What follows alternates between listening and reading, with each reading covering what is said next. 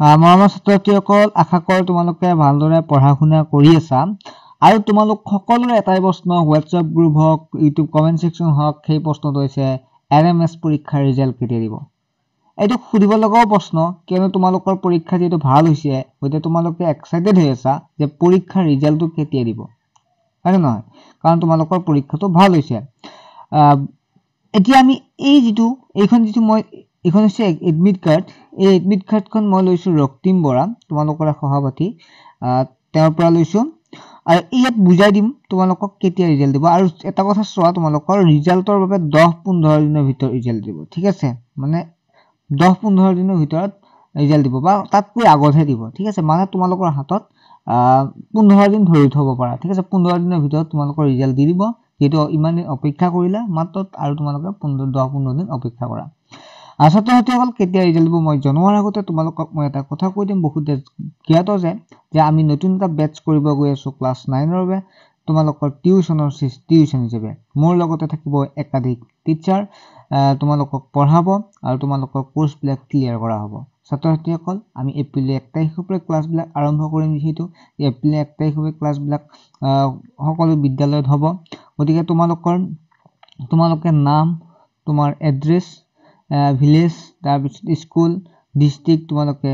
এই নাম্বাৰটোত সেন্ড কৰি দিব লাগিব 9394628219 এই নাম্বাৰটোত তোমালোকে সেন্ড কৰি দিব লাগিব আৰু সেন্ড কৰি দিয়াৰ পিছত তোমালোকক টিউচন গ্ৰুপত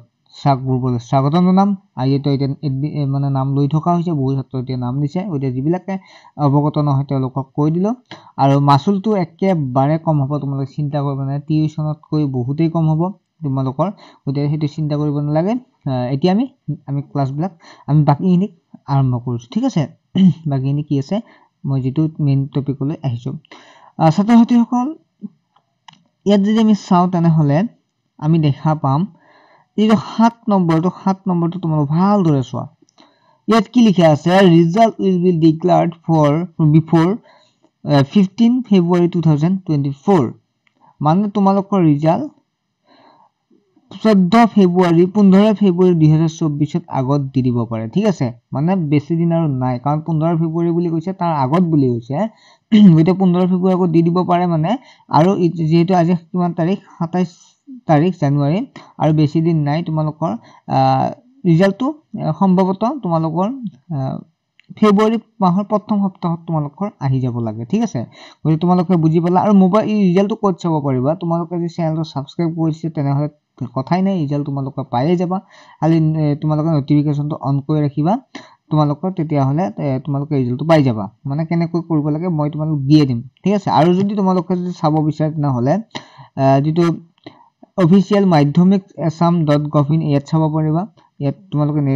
গুগলত সাৰ্চ কৰিলে হল তাৰ পিছত আহি যাব তেনেকুৱা চাব পাৰে কেনেকুৱা চাব পাৰে মই কৈ দিম বা বিদ্যাৰ্থী মোবাইল এপৰ জৰিয়তে এনেকুৱাকৈ তোমালোকে চাব পাৰিবা। ছাত্ৰ-ছাত্ৰীসকল তোমালোকৰ বাবে ইম্পৰ্টেন্ট ভিডিও বুলি মই এটো তোমালোকক দিলো কিয়নো তোমালোকে বহুতে প্ৰশ্ন সুধি আছিলা আৰু যেটো তোমালোকৰ এডমিট কাৰ্ডত আছে গতি এটো কেতিয়াও ভুল হ'ব নোৱাৰে বুজি পাইছানে তোমালোকে যেটো এইখন যেটো এক্সামটো কন্ডাক্ট কৰিছে তেওঁলোকৰ পৰা দিছে অফিশিয়াল ওয়েবসাইটৰ পৰা দিয়া হৈছে আৰু লগতে এইখন এডমিটত দিয়া হৈছে গতি তোমালোকে এটো কেতিয়াও ভুল হ'ব নোৱাৰে গতি তোমালোকে হাজু হৈ থকা মাত্ৰ আৰু 10-15 দিন বাকি পিছতে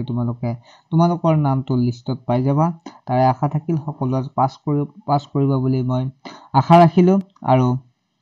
যেতিয়া ৰিজাল্ট দিয়ে তেতিয়া হলে মই লাইভ ক্লাছৰ জৰিয়তে